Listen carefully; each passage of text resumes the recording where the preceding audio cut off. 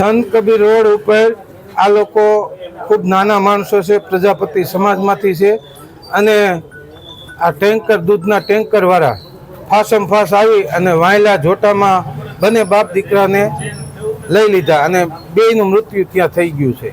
કઈ ગાડી હતી? સામાવારે દૂધનું ટેન્કર મોટો ખટારો છે.